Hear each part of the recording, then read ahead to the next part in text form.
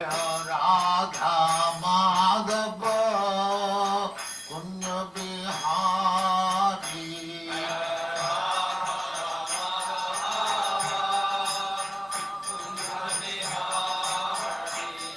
जय राधा माधव कुंज बिहारी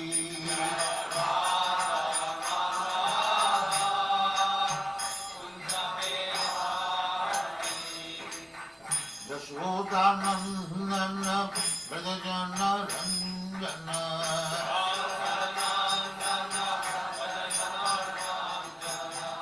यशोदानंदन ब्रजजन रंजन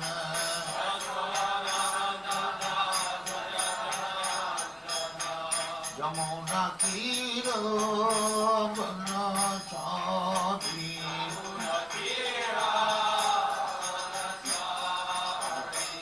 यमुना तीर बनचारी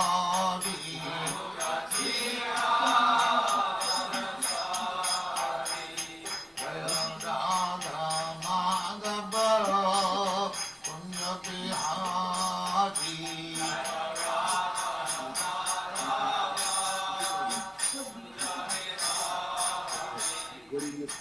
गोपीजन वल्लभ गिरिवरधारी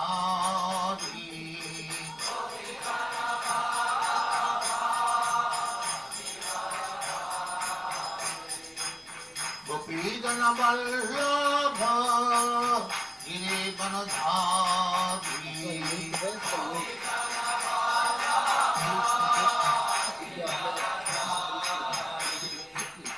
यशोदानंदन ब्रजजन रंजन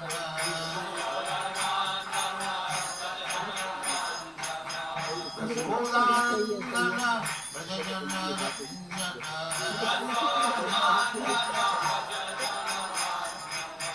यमुना तीर बनचारी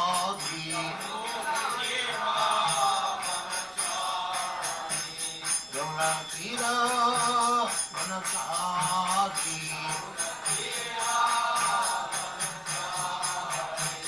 जय राधा माधव कुंज बिहारी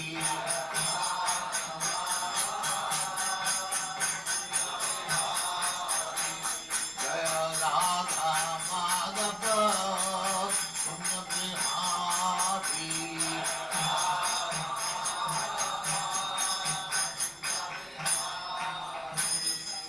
जय मंश परिव्राजकाचार्य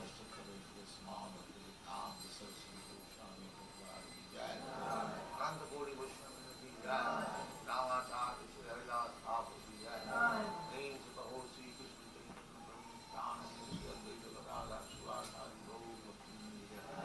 चैतन्य श्री राधा कृष्ण को गोपनाथ श्याम कुंड राधा कुंड की जय वृंदावन धाम की जय नवदीप धाम की जय गंगा माई की जय जमुना माई की जय द्वारका धाम की जय स्वामी भक्तवृंद की जय और ग्लोरी टू और glory to thank you very much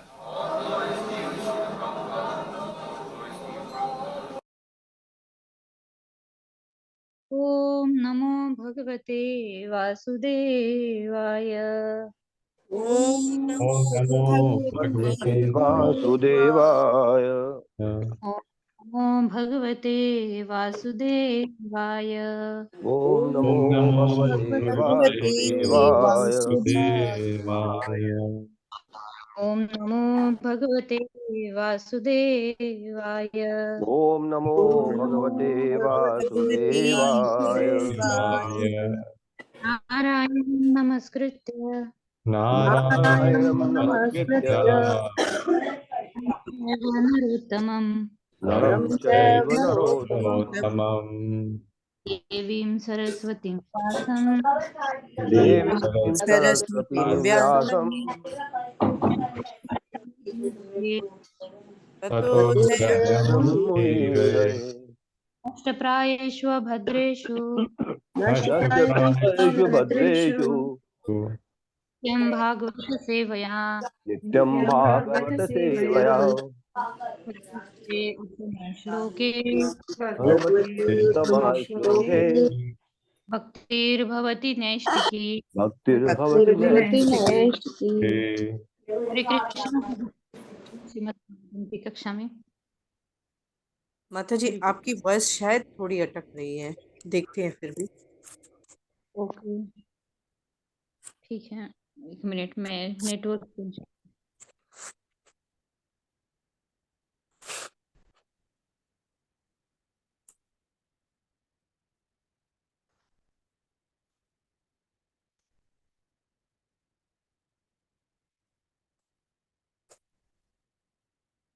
हरे कृष्ण माता जी।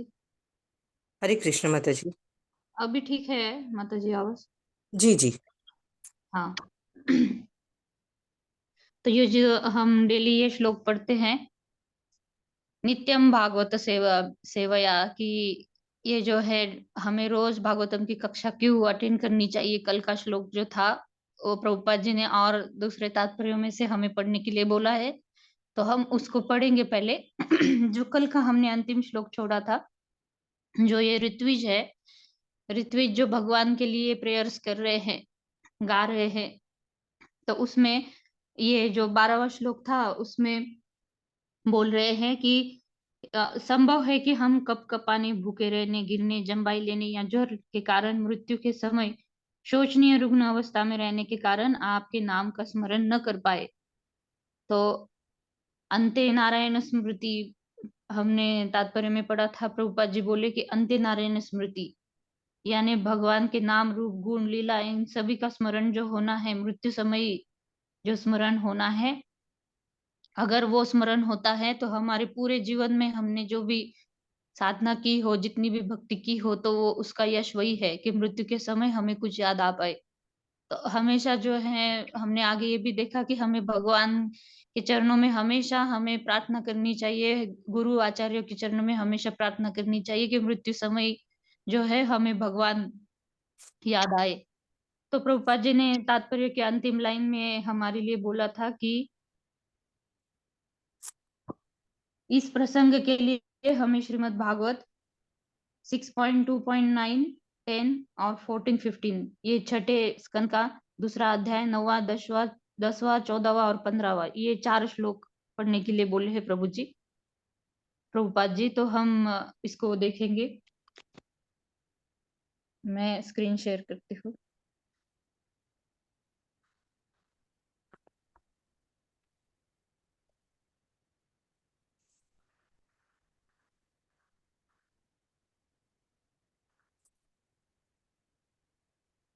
इसमें हम मुकुंदमाला स्तोत्र जो है, राजा कुलशेखर, प्रभुपाद जी को ये मुकुंदमाला स्तोत्र बहुत पसंद था। पूरे जो सारे स्तोत्र है मुकुंदमाला गीत में, प्रभुपाद जी की इच्छा थी कि ये सारे जो थे सभी को वो ट्रांसलेट कर पाए और उसके ऊपर टीकाएं लिख पाए, लेकिन वो संभव नहीं हुआ। बाद में प्रभुपाद जी ने भागवतम के ऊपर टीका लिखनी शुरू कर दी, तो जो शुरू के 6 श्लोक है उसी के ऊपर प्रभुपाद जी टीका लिख पाए।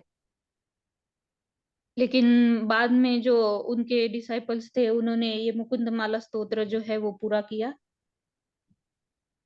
उसको भी हम देखेंगे। ये छठे स्कंद में हम ये जो शृण्वता स्वकथाम पुण्य श्रवण कीर्तनम, ये जो श्लोक है उसको हम देखेंगे।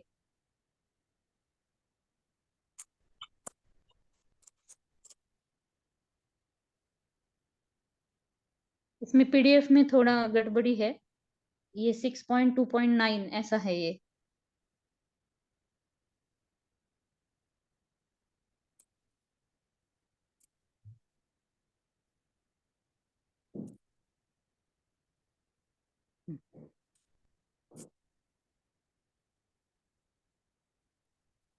अजामिल की जो स्टोरी है वहां से ये शुरू होता है ये श्लोक। पहले स्कंद का भी हम देखेंगे।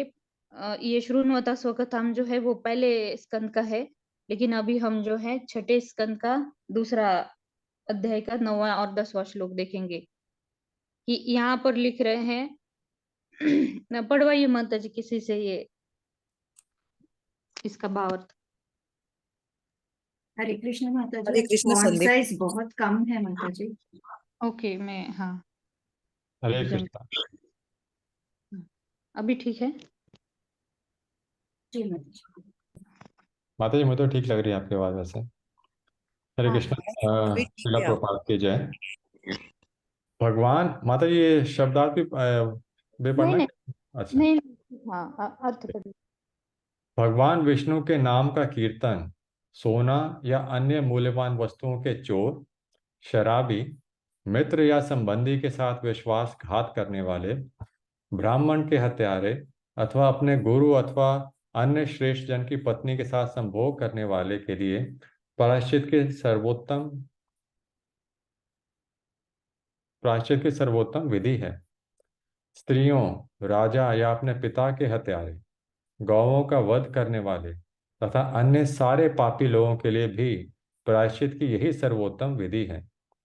भगवान विष्णु के पवित्र नाम का केवल कीर्तन करने से ऐसे पापी व्यक्ति भगवान का ध्यान आकृष्ट कर सकते हैं, और वे इसीलिए विचार करते हैं कि इस व्यक्ति ने मेरे नाम का उच्चारण किया है, इसलिए मेरा कर्तव्य है कि उसे सुरक्षा प्रदान करूं। हरे कृष्ण माता। हाँ, तो जो ये अजामिल की कथा है, ये छठा स्कंद वही से शुरू होता है कि प्रायश्चित की विधि क्या है, परीक्षित महाराज पूछते हैं सुखदेव गोस्वामी जी से। तो सुखदेव गोस्वामी जी प्रति उत्तर में उनको 2 क्वेश्चन करते हैं, और ऊपर से उनके जो उत्तर है उन्हीं को भी काटते हैं कि एक तरह से वो परीक्षा लेते हैं परीक्षित महाराज जी की कि प्रायश्चित के बारे में उनकी क्या राय है। फिर बाद में सुखदेव गोस्वामी जी बताते हैं कि प्रायश्चित की विधि यही है कि जो है नाम जप जो है, कोई भी अगर भक्त है, भक्ति कर रहे हैं, लेकिन बीच में अगर कोई भी अपराध हो जाए, लेकिन फिर उसका प्रायश्चित क्या है कि बस साधना करती रहनी है, नाम जप करते रहना है। यहाँ पर लिखा है कि भगवान विष्णु के पवित्र नाम का केवल कीर्तन करने से ऐसे पापी व्यक्ति भगवान का ध्यान आकृष्ट कर सकते हैं। और जो कोई भगवान का नाम लेता है तो भगवान वो अपना कर्तव्य मानते हैं कि इसने मेरा नाम लिया है तो इसको सुरक्षा प्रदान करना, ये मैं उसको, ये मेरा कर्तव्य है कि मैं उसको सुरक्षा प्रदान करूं। तो जिस प्रकार अजामिल ने इतने सारे पाप किए, आगे पढ़ेंगे हम छठे स्कंद में, इतने सारे पाप किए, एक बार सिर्फ अंते नारायण स्मृति, सिर्फ नारायण नाम लिया, अप्रत्यक्ष रूप से ही सही, लेकिन अपने पुत्र का नाम रखा था, फिर भी विष्णुदूत को, भगवान ने विष्णुदूतों को भेज दिया अजामिल को सुरक्षा प्रदान करने के लिए। फिर हमें अभी पढ़ना है 14वां और 15वां श्लोक इसी अध्याय का। ये सब प्रभुपाद जी इसीलिए ये यहाँ पर रेफरेंस दे रहे हैं कि अंतिम समय में भगवान को याद करना कितना महत्वपूर्ण है। कितने भी पापी हो, कितने भी दुष्कर्म किए हो, लेकिन फिर भी नाम जब कोई करता है तो उसके जो पाप है धीरे धीरे कटने लगते हैं, धीरे धीरे वो है सही मार्ग पर आने लगता है।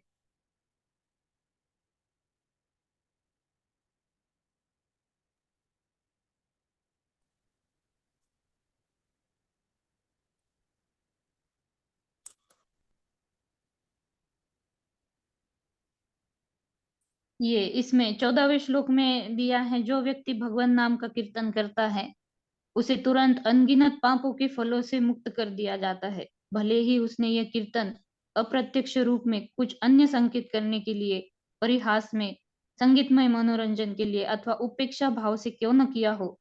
इसे शास्त्रों में पारंगत सभी विद्वान पंडित स्वीकार करते हैं। श्री प्रभुपाद जी की जय। तो प्रभुपाद जी बोल रहे हैं कि मतलब यहाँ पर प्रभुपाद जी बताना चाहते हैं कि कुछ अन्य संकेत से ही सही, जैसे कोई द्वेष भाव से कि ये क्या हरे कृष्ण करते रहते हैं, द्वेष भाव से भी कोई उच्चारण करता है, कोई गाना अच्छा लगा है, कि जैसे प्रभुपाद जी जब फॉरेन में गए थे तो बीटल्स जो बैंड था, तो हरे कृष्ण महामंत्र जब उन्होंने गाना बना दिया तो इतना सभी जगह इतना वो प्रसिद्ध हो गया कि वो गाना गाने के माध्यम से ही सही, लेकिन हरे कृष्ण महामंत्र का जप वो करने लगे थे। और मनोरंजन के लिए परिहास में, उपेक्षा भाव से, कोई अप्रत्यक्ष रूप से भी कोई हरे कृष्ण महामंत्र जप करता है, भगवान नाम का कीर्तन करता है, तो अनगिनत पापों के फलों से उसे मुक्त कर दिया जाता है। फिर 15वें श्लोक में बोलते हैं, यदि कोई हरि नाम का उच्चारण करता है और तभी किसी आकस्मिक दुर्भाग्य से यथा छत से गिरने, देखिए ये सुखदेव गोस्वामी जी लिख रहे हैं, फिसलने या सड़क पर यात्रा करते समय हड्डी टूट जाने, सर्प द्वारा काटे जाने, पीड़ा तथा तेज ज्वर से आक्रांत होने या हथियार से घायल होने से मर जाता है, तो वह कितना ही पापी क्यों न हो, नारकीय जीवन में प्रवेश करने से वह तुरंत मुक्त कर दिया जाता है। तो इस प्रकार जो है नाम जप का महत्व कितना इम्पोर्टेंट है, क्यों दिया गया है ये साधना करने, नाम जप करना क्यों इम्पोर्टेंट है, क्योंकि जब हम जब हम तपस्या करते हैं, इस प्रकार की साधना करते हैं, तपो दिव्यम की जो दिव्य प्रकार का ये जो तप है, हरे नाम का कीर्तन करना, और जब हम इसमें लग जाते हैं, साधना करते हैं, ये अभ्यास योग युक्त ने इस प्रकार का हम अभ्यास में जुट जाते हैं, तभी अंतिम समय में हमें कुछ याद आने के लिए हम पात्र बन जाते हैं। क्योंकि जन्मों जन्म इतने सारे हमने जन्म लिए हैं, तो हमारे जो सूक्ष्म शरीर है, हमारा मन बुद्धि अहंकार, इसमें इतना कूट कूट कर ये भौतिक संसार के प्रति जो भी हमारी भोग लालसा है, इसके प्रति जो भी इच्छाएं है हमारी, वो कूट कूट कर भरी हुई है। तो ये अभ्यास हमारा तो इतने सालों तक यही चला है भोग वृत्ति का। तो ये जो है अंतिम समय में हमें वही याद आता है जिसका हमने अभ्यास किया है। तो इसीलिए हमारे गुरु आचार्यों ने, प्रभुपाद जी ने हमें ये सब हमें नियम डाल दिया है कि 16 माला करनी है, रोज हमें मंगल आरती करनी है, इतनी साधना हमें करनी है, भागवत की क्लास हमें सुननी है। तो ये जो है, ये अभ्यास से ही जो है हमारा सूक्ष्म शरीर में ये हमें कूट कूट कर ये भरना है। तो अंतिम समय में जो है तो हमें ये भगवान का कुछ ना कुछ तो याद आएगा। तो इसीलिए जो है ये बताया गया है। फिर अभी हम जाएंगे पहले स्कंद में जाएंगे। पहले स्कंद में जो दूसरे अध्याय का 17वां श्लोक है वो हम देखेंगे।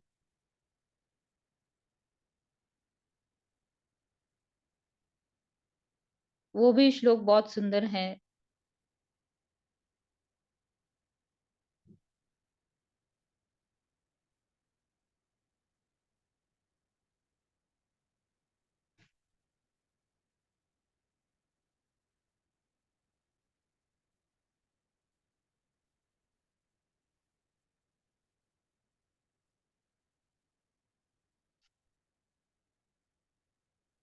ये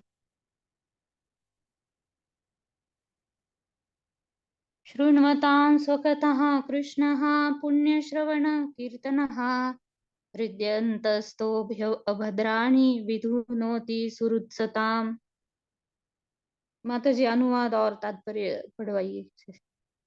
जी माता जी। हरे कृष्ण। सुषमा बत्रा माता जी।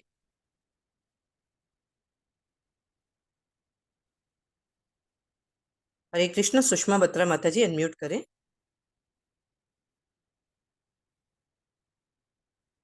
हरे कृष्ण। सुमन कुलर माता जी अनम्यूट करें। हरे कृष्णा माता जी, सभी को प्रणाम। प्रत्येक हृदय में परमात्मा स्वरूप स्थित तथा सत्यनिष्ठा भक्तों के हितकारी भगवान श्री कृष्ण उस भक्त के हृदय से भौतिक भोग की इच्छा को हटाते हैं जिसने उनकी कथाओं को सुनने में रुचि उत्पन्न कर ली है, क्योंकि ये कथाएं ठीक से सुनने तथा कहने पर अत्यंत पुण्यप्रद हैं। तात्पर्य प्रभुपाद जी की जय। प्रभुपाद जी द्वारा भगवान श्री कृष्ण जी की कथाएं उनसे अभिन्न है। अतः जब भी अपराध रहित होकर भगवान के बारे में श्रवण तथा उनका गुणगान किया जाता है, तो ये समझना चाहिए कि वहां पर भगवान कृष्ण दिव्य शब्द के रूप में उपस्थित है, जो साक्षात भगवान के समान ही शक्तिमान है।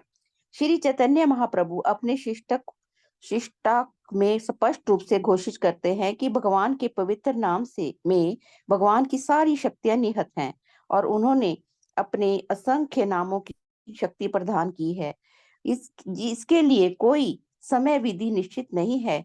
कोई भी व्यक्ति अपनी सुविधा के अनुसार ध्यान पूर्वक तथा आदर पूर्वक पवित्र नाम का जाप कर सकता है। भगवान हम पर इतने दयालु हैं कि हमारे समक्ष दिव्य शब्द के रूप में साक्षात उपस्थित हो सकते हैं, किंतु दुर्भाग्यवश भगवान के नाम माता ये नाम काट देते मेरा, हाँ, और उनकी लीलाओं को सुनने तथा उनकी महिमा का गान करने के प्रति कोई रुचि नहीं है।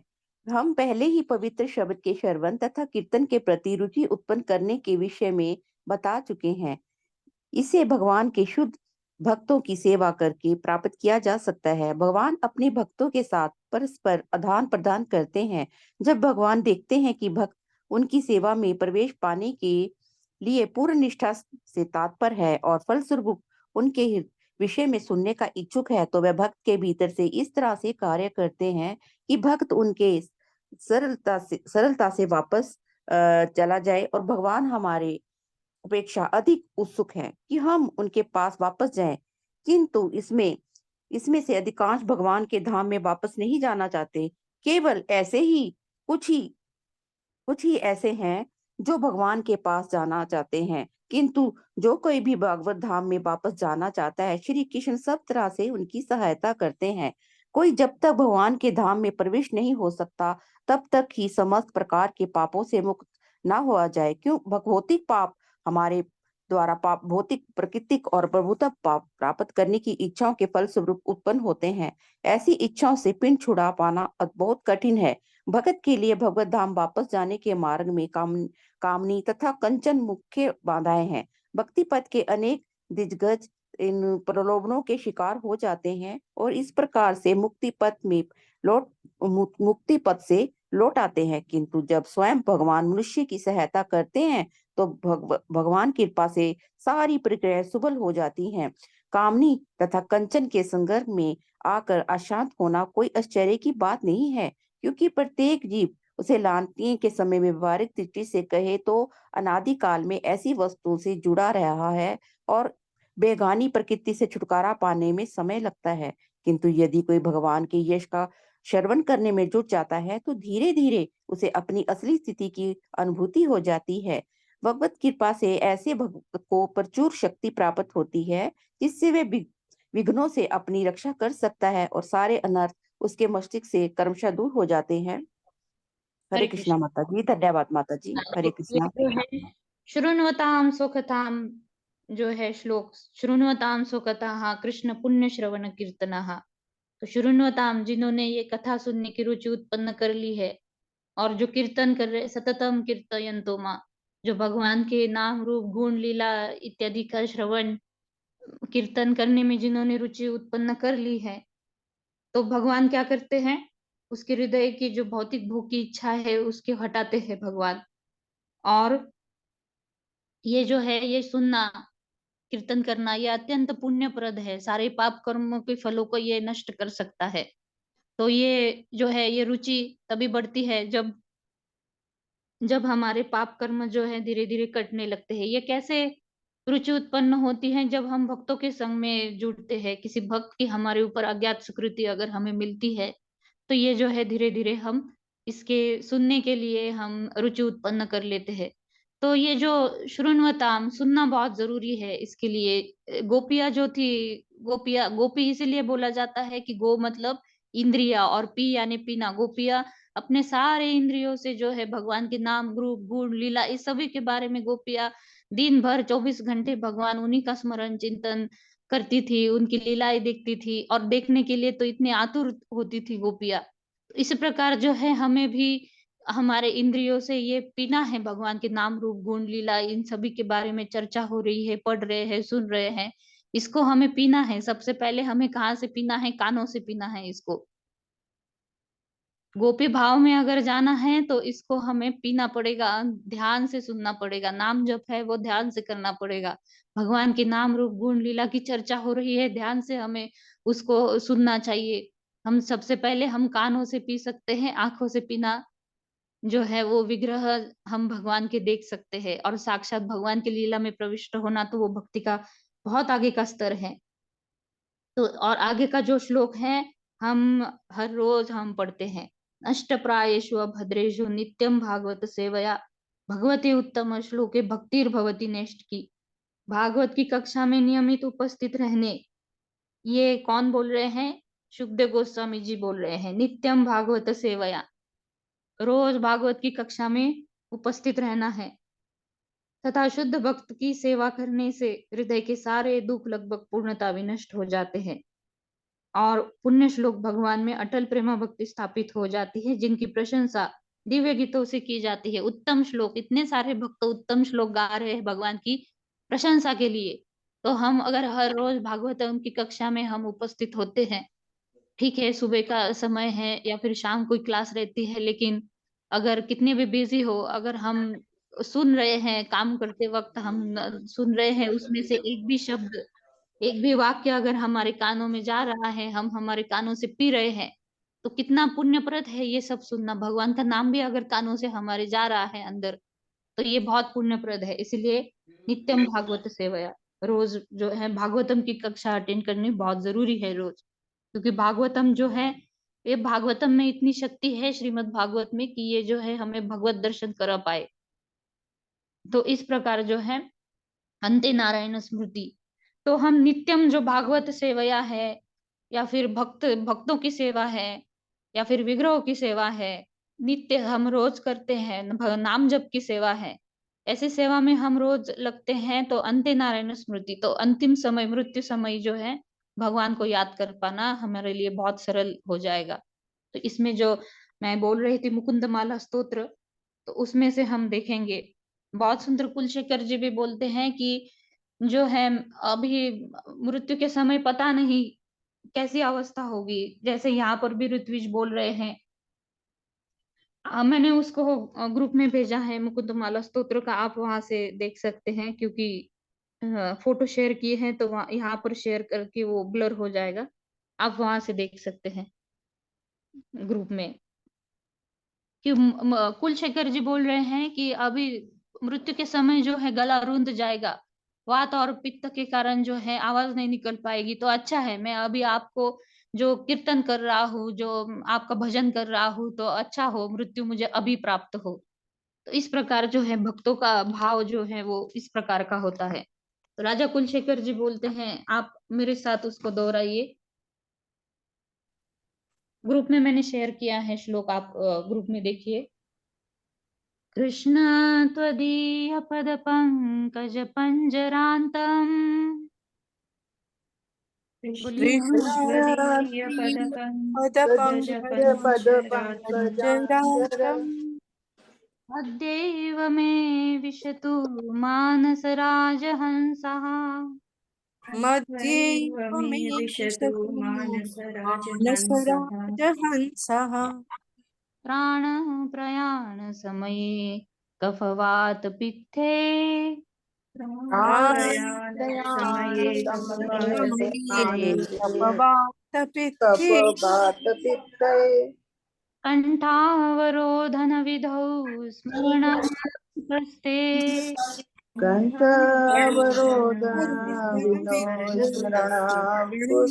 तस्ते।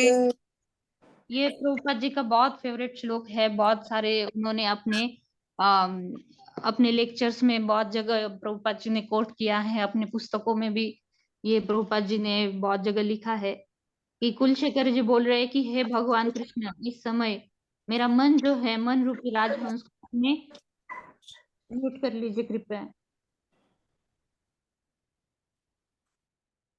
मन रूपी राजहंस को अपने चरण कमल के डंठल के जाल में प्रवेश करने दे।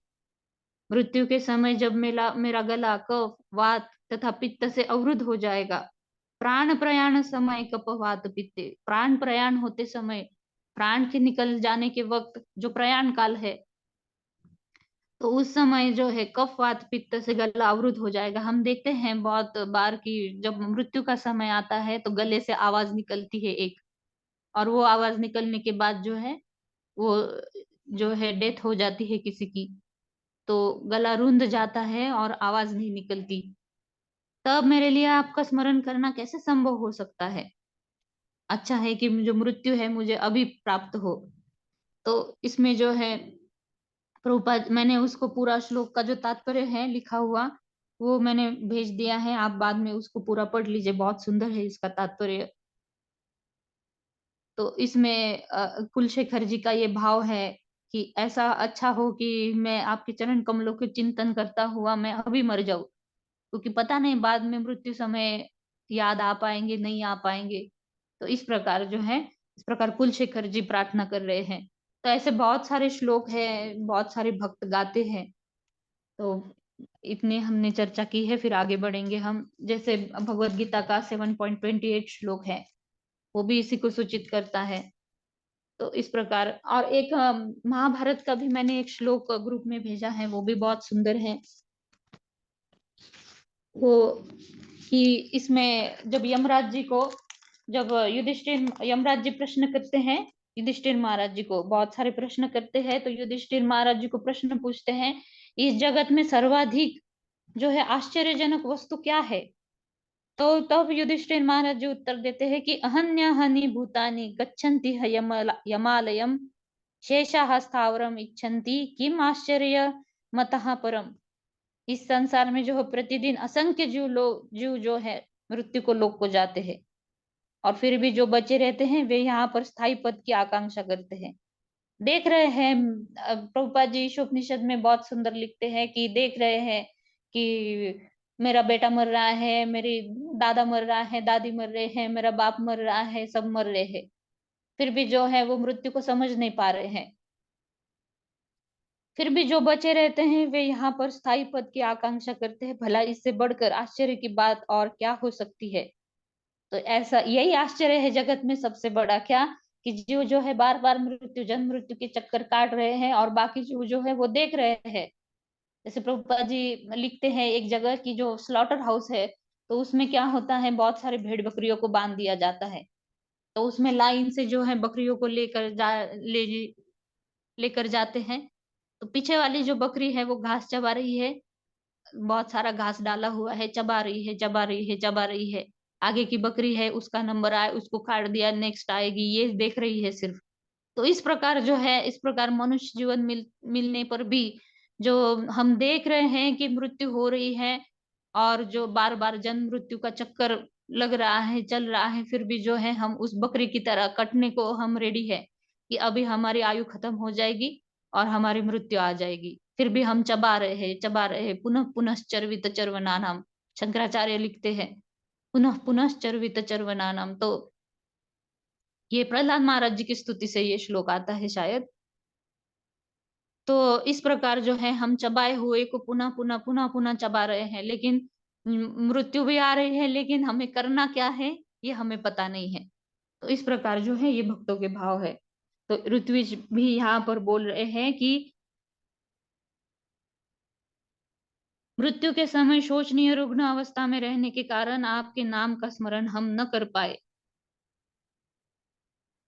तो फिर हम अभी आगे बढ़ेंगे, ये कल के श्लोक से हमने इसकी चर्चा की है, आगे के श्लोक में हम बढ़ेंगे।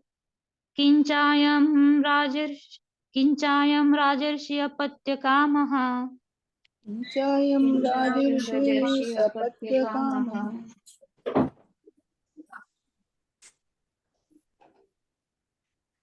प्रजां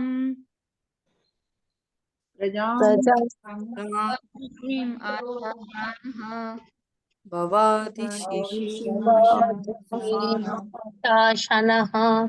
स्वरम् आशिषां स्वर्गापवर्गयोः ईश्वरमाशिषां स्वर्गापवर्गयोरपि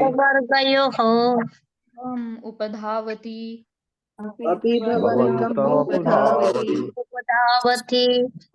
प्रजायामर्थ प्रत्ययः धनदम्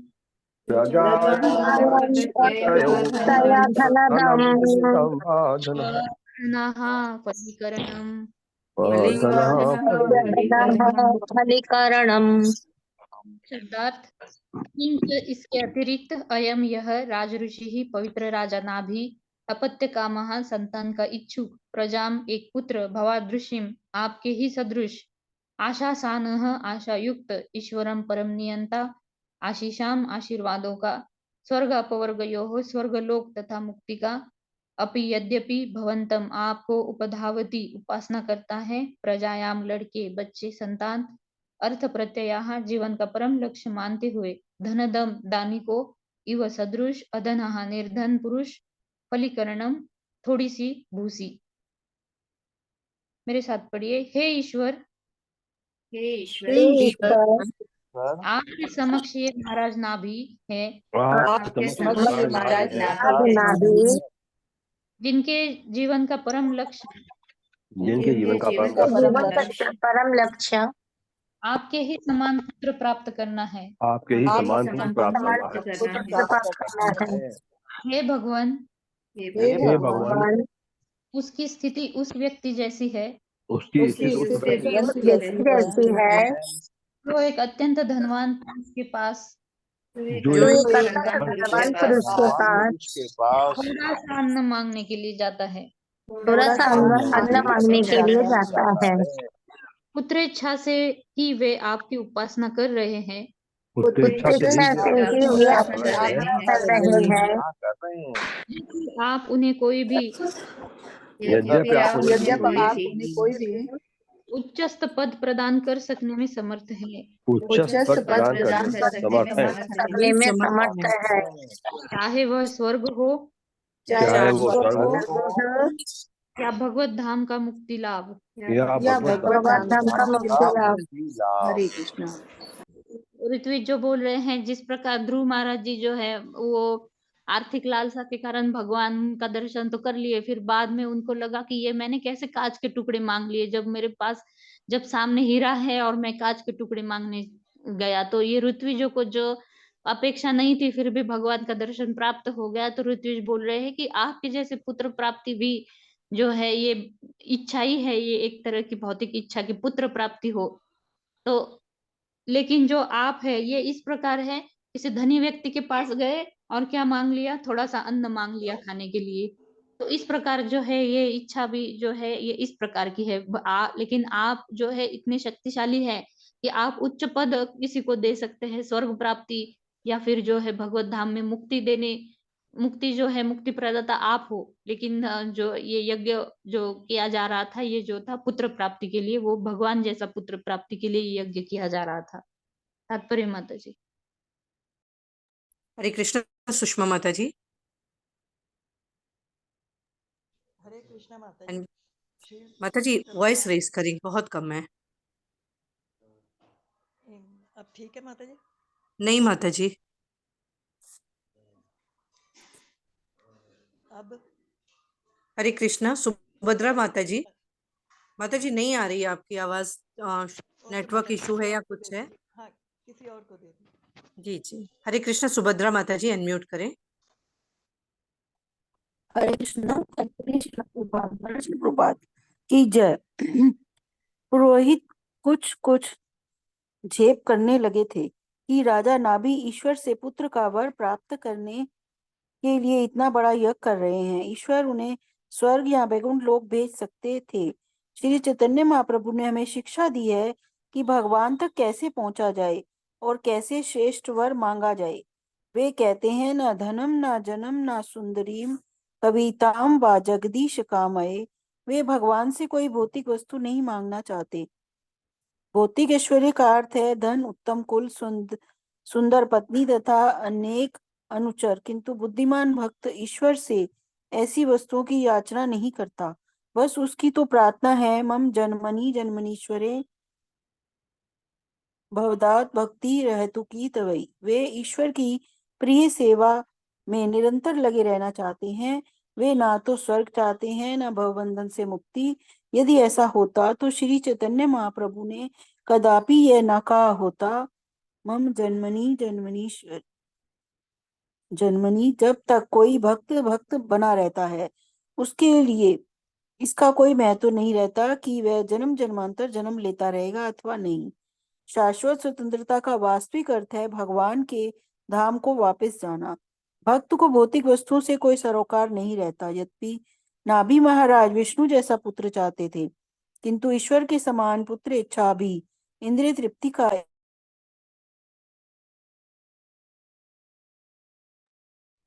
हरे कृष्णा। किंतु ईश्वर के समान पुत्र इच्छा भी इंद्रिय तृप्ति का एक रूप है। शुद्ध भक्त तो ईश्वर को प्रेमा भक्ति में लिप्त रहना चाहता है। हरे कृष्ण।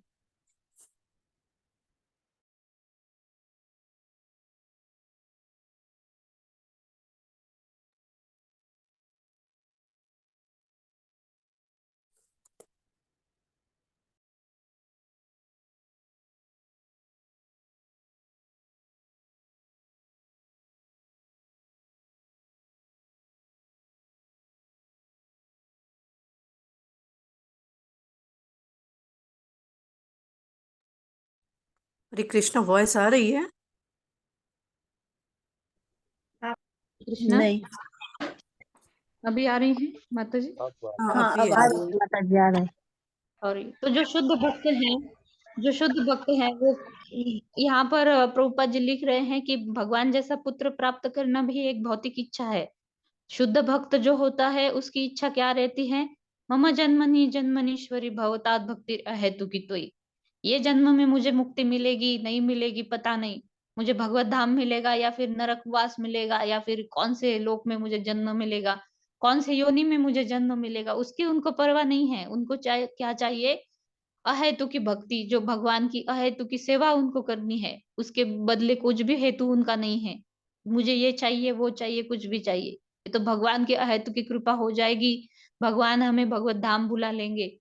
लेकिन जो है सेवा जो है, हमें आपकी भक्ति हम आपकी करते रहे और जो है आपकी सेवा में हम हमेशा लगे रहे, तो ये जो है शुद्ध भक्तों का भाव होता है। आगे बढ़ेंगे हम। को वा इह ते अपराजितः को वा इह अपराजिताः अपराजितया अपराजितया मायया अपसित पदव्य मायया अनवरदसित पदब्ध अनावृतमतिः अनावृतम विषय विषयरयनावृत अनावृत अनुपासित महत्चरणः महच्चरणः। शब्दार्थ कहवा ऐसा कौन पुरुष है यह इस संसार में ते तुम्हारा श्री भगवान का अपराजिता न पराजित हो सकने वाला, अपराजितया अपराजित द्वारा, माया माया के द्वारा, अनवसित पदव्य जिसका पथ निर्दिष्ट न किया जा सके, अनावृत मति ही जिसकी बुद्धि मोहग्रस्त नहीं है, विषय विष तुल्य भौतिक सुख का रय पद से होकर अनावृत खुला हुआ, प्रकृति ही जिसका स्वभाव अनुपासित बिना उपासना किए, महत् चरणाहा परम भक्तों के चरण कमल। साथ में पढ़ेंगे हम। हे ईश्वर, हे ईश्वर, ईश्वर, जब तक मनुष्य परम भक्तों के जब तक मनुष्य परम भक्त के चरण कमलों की उपासना नहीं करता, की उपासना नहीं करता, तब तक उसे माया परास्त करती रहेगी माया परास्त रहेगी और उसकी बुद्धि मोहग्रस्त बनी रहेगी। मोहग्रस्त बनी रहेगी। दरअसल ऐसा कौन है जो विष तुल्य भौतिक सुख की तरंगों में न बहा हो? न बहा हो। आपकी माया दुर्जय है, दुर्जय है। न तो इस माया के पथ को कोई देख सकता है, न तो इस माया के पद को कोई देख सकता है, न इसकी कार्य प्रणाली को ही कोई बता सकता है। कोई बता सकता है। हरे कृष्णा। तो भगवान बोलते हैं भगवत गीता में, देवी हैषा गुणमयी मम माया दुरत्यया। ये माया क्या है? दुरत्यया है ये। इसको जो पार करना है तो भगवान की शरण ग्रहण करनी चाहिए। और यहाँ पर एक चीज बोल रहे हैं कि दासानुदास कितना महत्वपूर्ण है। परम भक्तों के चरण कमलों की उपासना जब तक कोई नहीं करता, क्यों? क्योंकि भगवान के साथ संपर्क जो है, ये परम भक्त शुद्ध भक्त है, इन्हीं का भगवान के साथ संपर्क रहता है। और जैसे हमने कल भी चर्चा की कि तीनों गुणों से ऊपर उठने का जो है कार्य, जो सेवा हमें चाहिए, वो सेवा हमें भक्ति देते हैं। तो ऐसे परम भक्तों के चरण कमलों की उपासना जब तक कोई नहीं करता, तब तक उसे माया परास्त करती रहेगी। जो माया से है, प्रभुपाद जी बताते हैं कि माया से हमारा युद्ध छिड़ गया है, बहुत बड़ा, बहुत लंबे समय तक ये युद्ध चलेगा और बहुत बड़ा युद्ध है। जन्मों जन्मों से हम ये युद्ध लड़ते आ रहे हैं। तो जो भौतिक सांसारिक जो व्यक्ति है, उसको लगता है कि उसके पारिवारिक लोग जो है, या फिर राजनेता है, या फिर अन्य लोग जो है आजू बाजू के, तो वो शायद उसको बचा पाएंगे। लेकिन ऐसा बिल्कुल नहीं है। माया से बचने का उपाय वही है जो माया के बंधन से मुक्त है। तो माया के बंधन से कौन मुक्त है? जो जिसके अध्यक्षता में माया कार्य करती है। मैया अध्यक्ष ने प्रकृति भगवान की अध्यक्षता में कार्य करती है। जिसके हाथ बंधे हुए हैं वो दूसरे को क्या छुड़ा पाएगा? जो पहले से ही जिसके हाथ खुले हैं वही दूसरों को छुड़ा पाएगा। तो ऐसे भगवान के चरण कमलों की और भगवान की सेवा में लगे हुए परम भक्तों की चरण कमलों की सेवा में हम लग जाते हैं, तो इस दुरत्य माया को हम पार कर सकते हैं, नहीं तो माया हमें परास्त करती रहेगी। तात्पर्य माता जी। हरे कृष्ण। कामनी अग्रवाल माता जी। हरे कृष्ण माता जी। हरे कृष्ण। तात्पर्य शील प्रभुपाद जी के द्वारा शील प्रभुपाद जी की जय। महाराज नाभि पुत्र प्राप्ति के लिए महान यज्ञ करने पर तुले थे। हो सकता है कि उनका पुत्र भगवान के ही समान उत्तम हो, किंतु ऐसी इच्छा चाहे छोटी हो या बड़ी माया के प्रभाव से ही मन में आती है। भक्त कभी भी अपनी इंद्रिय तृप्ति के लिए किसी वस्तु की कामना नहीं करता। इसीलिए भक्ति को निष्काम अन्याभिलाषिता शून्य कहा गया है। प्रत्येक प्राणी माया से प्रभावित है और सभी प्रकार की भौतिक कामनाओं में उलझा हुआ है। महाराज नाभि भी इसके अपवाद न थे। माया के प्रभाव से बचने का एकमात्र उपाय है कि बड़े बड़े भक्तों की सेवा की जाए। चरण सेवा। महान भक्त के चरण कमलों की सेवा। हाँ, महान भक्तों के चरण कमलों की सेवा की जाए। कहाँ गया? माता जी सेवा की बीच में जाए। है हाँ, एक महान चरण सेवा। महान भक्त के चरण कमलों की उपासना किए बिना माया के प्रभाव से मुक्त नहीं हुआ जा सकता। इसीलिए श्रील नरोत्तम दास ठाकुर कहते हैं, छाणिया वैष्णव सेवा निस्तार पाए छे केबा। ऐसा कौन है जो वैष्णव के चरण कमलों की सेवा किए बिना माया के चंगुल से बच सका हो? माया अपराजित है और उसका प्रभाव भी अपराजित है। इसकी पुष्टि भगवत गीता के 7.14 में इस प्रकार हुई है, दैवी भेषा गुणमयी मम माया दुरत्या। मेरी त्रिगुणमयी देवी शक्ति अपराजेय है। माया के इतने बड़े प्रभाव को भक्त ही लांघ सकता है। ये महाराज नाभि का दोष ना था। उन्होंने पुत्र की इच्छा व्यक्त की। वे ऐसा पुत्र चाहते थे जो भगवान के ही सदृश सर्वश्रेष्ठ हो। ईश्वर के भक्त की संगति से भौतिक ऐश्वर्य की इच्छा नहीं रह जाती है। इसकी पुष्टि चैतन्य चरितामृत मध्य लीला 22.4 में इस प्रकार की गई है, साधु संग सर्व शास्त्र कय लव मात्र साधु संगे सर्व सिद्धि है। तथा मध्य लीला 22.1 में इस प्रकार कहा गया है कि महत कृपा बिना कौन कर्मे भक्ति नय। कृष्ण भक्ति दूरे रहे संसार नए क्षय। यदि कोई माया के प्रभाव से बचना चाहता है और घर को लौटना अर्थात भगवान के धाम को जानना चाहता है तो उसे साधु अर्थात भक्तों की संगति करनी चाहिए। सभी शास्त्रों का यही मत है। भक्त के रंच मात्र सत्संग से माया के चंगुल से छूटा जा सकता है। शुद्ध भक्त की कृपा के बिना किसी भी प्रकार से माया से बचा नहीं जा सकता। निश्चित ही ईश्वर की प्रेमा भक्ति पाने के लिए शुद्ध भक्त की संगति आवश्यक है। साधु संग के बिना माया के चंगुल से छूटना कठिन है। श्रीमद् भागवत 7.32 में महाराज प्रहलाद कहते हैं, नैषाम मतिस्ताव दुरुक्रमांगिग्र स्पर्श्यन्तर्था पगमो यदर्थः महीयसाम पादारजो अभिषेकम निष्किंचनानां न वृणीत यावत्। जब तक कोई सिर पर महान पुरुष या साधु की धूल को धारण नहीं करता तब तक वो ईश्वर का भक्त नहीं बन सकता। पादार जो अभिषेकम, शुद्ध भक्त निष्किंचन होता है अर्थात उसे इस संसार के भोग की कोई इच्छा नहीं होती। मनुष्य को चाहिए कि ऐसे भक्त के गुणों को प्राप्त करने के लिए उसकी शरण में जाए। शुद्ध भक्त माया के चंगुल से तथा उसके प्रभाव से सदैव मुक्त रहने वाला है। हरे कृष्ण माता जी। धन्यवाद माता जी। धन्यवाद माता जी। आप लोगों की संगत से ही थोड़ा कुछ याद करने को मिल रहा है। धन्यवाद माता जी। महीयतां पादरजोभिषेकम, ऐसे मान जो भक्त है तो इनके चरण कमलों की धूलि को धारण जब तक नहीं करता, तो ये धूलि को धारण करने का मतलब क्या? ये ऐसे नहीं कि हम जाकर उनके पैर पकड़ ले और उनकी पैरों की धूल हम ले ले कि चलो भाई धूली मिल गई।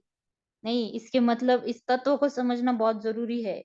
महान जो भक्त हैं, जो तीनों गुणों से ऊपर उठ गए हैं, जिनको जो या फिर जिन जो निष्किंचन होते हैं, अर्थात उनकी जो सांसारिक भोग है उसकी भोग करने की इच्छा उनकी दूर हो गई है, तो ऐसे महान भक्तों की चरण कमलों की रज लेना मतलब उनकी कृपा प्राप्त करना। और उनकी कृपा कैसे प्राप्त हो सकती है? उनकी सेवा हम करते हैं, उनको हम प्रसन्न करते हैं। तो और एक तरह से जो है वाणी सेवा, वपु सेवा से भी जैसे महान महान हमारे आचार्य आते हैं, गुरुजन आते हैं, उनका चरण अभिषेक किया जाता है और जो उनके डिसाइपल्स है वो उनके चरण अभिषेक किया हुआ जल को वो पीते हैं। और या फिर जो महान भक्त है अपने चरण जो है किसी के सर पर रखते हैं, तो इस प्रकार भी चरण धूल मिल सकती है। और चरण धूल को प्राप्त करना मतलब क्या? उनकी कृपा को प्राप्त करना। और कृपा कैसे प्राप्त हो सकती है? सेवा माध्यम से प्राप्त हो सकती है, एक तो वपु सेवा, वाणी सेवा, दोनों से। तो इस प्रकार जो है शुद्ध भक्तों की महीयसाम पादरजोभिषेकम निष्किंचनान वृणीत यावत। साधु संग बहुत ही महत्वपूर्ण है इसमें, इसके लिए माया की चंगुल से बचने के लिए। आगे बढ़ेंगे। यदूहवाव तव पुनः धब्र कर्तः यदि भवाव तब पुनर्भव्य कर्तरि इह समाहुतः तत्र अर्थधियाम् समाहूत तत्रार्थेभ्याम् मंदानां नः तत् यत् देवहेलनम् मन्दानां न तद्देवहेलनम् देवदेव अर्हसि देवदेवार्हसि साम्येन सर्वान् प्रतिवोढुम् सामेन सर्वान् प्रतिबोधमविदुषाम् अविदुषाम् यत्, क्योंकि उहवाव निस्संदेह, तव तुम्हारा, पुनः फिर अधभ्र करता है ईश्वर जो अनेक कर्म करता है, यह यहाँ इस स्थल में समाहुता आमंत्रित, तत्र अतः अर्थ दियाम भौतिक कामनाओं को पूरा करने के लिए इच्छुक, मंदा नाम कम बुद्धि वाले मूढ़, नहा हम सबका, तत् वह यत जो देवहेलनम भगवान की अवहेलना, देव देव परम देव अर्हसि जो पसंद आए, साम्य न समभाव के कारण सर्वान सब कुछ, प्रतिवोढ़ुम सहन करते हैं, अविदुषाम हम अल्पज्ञानियों का। साथ में पढ़ेंगे। हे ईश्वर, आप अनेक अद्भुत कार्य कर सकने में समर्थ हैं। आप अनेक अद्भुत कार्य कर सकने में समर्थ हैं। इस यज्ञ के करने का हमारा एकमात्र लक्ष्य इस यज्ञ को करने का हमारा एकमात्र लक्ष्य पुत्र प्राप्त करना था। पुत्र प्राप्त करना था। अतः हमारी बुद्धि अधिक प्रखर नहीं है। अतः हमारी बुद्धि अधिक प्रखर नहीं है। हमें जीवन लक्ष्य निर्धारित करने का कोई अनुभव नहीं है। हमें जीवन लक्ष्य निर्धारित करने का कोई अनुभव नहीं है। निस्संदेह भौतिक लक्ष्य की प्राप्ति हेतु किए गए निस्संदेह भौतिक लक्ष्य की प्राप्ति हेतु किए गए यज्ञ में, इस तुच्छ यज्ञ में आपको आमंत्रित करके हमने आपके चरण कमलों में महान पाप किया है। हमने आपके चरण कमलों में महान पाप किया है। अतः हे सर्वेश, आप अपनी अहेतु की कृपा तथा समदृष्टि के कारण हमें क्षमा करें।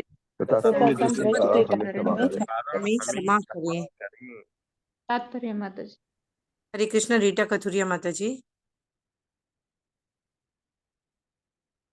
हरे कृष्णा माता जी। हरे कृष्णा सभी को। ऋत्विजगण निश्चित रूप से अप्रसन्न थे क्योंकि उन्होंने एक तुच्छ कार्य के लिए परमेश्वर को वैकुंठ से बुलाया था। शुद्ध भक्त नहीं चाहता कि वृथा ही ईश्वर दर्शन दें। ईश्वर विविध कार्यों में संलग्न रहते हैं और शुद्ध भक्त यह कभी नहीं चाहता कि अपनी इंद्रिय तुष्टि के लिए ऐसे ही उनका दर्शन करे, वह तो केवल उनके अनुग्रह पर आश्रित रहता है। और जब ईश्वर प्रसन्न होते हैं तो भक्त उन्हें प्रत्यक्ष देख सकता है। वैसे परमेश्वर ब्रह्मा तथा शिव जैसे देवताओं द्वारा भी अलक्षित रहते हैं। भगवान का आह्वान करके महाराज नाभि के ऋत्विजों ने अपने को अज्ञानी सिद्ध कर दिया था, तो भी परमेश्वर अपनी अहेतुकी कृपा से प्रकट हुए, इसलिए सबों ने भगवान से क्षमा याचना की। विद्वानों ने भौतिक लाभ के लिए भगवान की उपासना की अनुमति नहीं दी है। भगवत गीता 7.16 में कहा गया है, चतुर्विद्या भजन्ते माम जना सुकृतिनो अर्जुना आर्थो जिज्ञासुरार्थी ज्ञानी चा भरतर्षभः। हे अर्जुन, विपदाग्रस्त, धन की इच्छा करने वाले, जिज्ञासु तथा ज्ञानी, ये 4 प्रकार के पुण्य आत्मा मेरी भक्ति करते हैं। भक्ति की दीक्षा उसी समय प्रारंभ होती है जब कोई विपदाग्रस्त होता है, धन चाहता है अथवा परम सत्य को जानना चाहता है। किंतु इस प्रकार ईश्वर के पास जाने वाले लोग वास्तविक भक्त नहीं हैं। उन्हें पवित्र यानी सुकृतना मान लिया जाता है, क्योंकि वे परम सत्य के बारे में जिज्ञासा करते हैं। वे ईश्वर के विविध कार्यों को ना जानते हुए भौतिक लाभ के लिए उन्हें वृथा ही तंग करते हैं। किंतु भगवान इतने दयालु हैं कि किए जाने पर भी ऐसे याचकों की मनोकामना पूर्ण करते हैं। शुद्ध भक्त तो अन्य अभिलाषिता शून्य होता है। उसकी उपासना के पीछे कोई उद्देश्य नहीं रहता। वे कर्म या ज्ञान के रूप में माया के प्रभाव द्वारा प्रेरित नहीं होता। शुद्ध भक्त अपनी परवाह किए बिना ईश्वर की आज्ञा पालन करने के लिए सन्नद्ध रहता है। ऋत्विज गण कर्म तथा भक्ति के अंतर से पूर्णतः परिचित थे, अतः अपने को सकाम कर्माधीन मानकर उन्होंने ईश्वर से क्षमा याचना की। उन्हें ये ज्ञात था कि अत्यंत शुद्ध कार्य के लिए परमेश्वर को बुलाया गया है। हरे कृष्णा। धन्यवाद माता जी। धन्यवाद माता जी। तो भगवान को कभी भी बुलाना, ये भगवान खाली थोड़े बैठे हैं कि चलो हमारा कुछ आर्थिक लाभ है कि आ जाओ भगवान, हमने इतना बड़ा अभी तपस्या की है, 8 दिनों से हम व्रत कर रहे हैं, प्रकट हो जाओ भगवान। तो जो है विद्वान लोग हैं, शुद्ध भक्त जो है विद्वान, जानते हैं कि भगवान जो है वैकुंठ से भगवान को कभी भी किसी आर्थिक लाभ के लिए, सकाम कर्म के लिए यज्ञ करके बुलाना, ये कितना बड़ा अपराध है। आर्त अर्थार्थी जिज्ञासु ज्ञानी, इस 4 तरह के जो सुकृतिनो है, ये 4 प्रकार के व्यक्ति जो है भगवान की शरण में जाते हैं। लेकिन ये अपने आर्त अर्थार्थी ज्ञानी ये सब जिज्ञासा कर रहा है, कोई अर्थ के हेतु कोई संकट में पड़ा हुआ है, तो ये अपने अपने अपने लाभ के लिए ही ये भगवान की शरण में। लेकिन गीता में ये भी कहा है कि कोई भी आपकी इच्छा हो, आपको जाना चाहिए भगवान के पास ही, क्योंकि भगवान जो है हमें वरदान देते हैं तो वो हमारे लिए योग्य है या नहीं है, ये सोचकर भगवान हमें वो चीज देते हैं या फिर वरदान देते हैं। तो हमें जाना तो चाहिए भगवान के पास ही।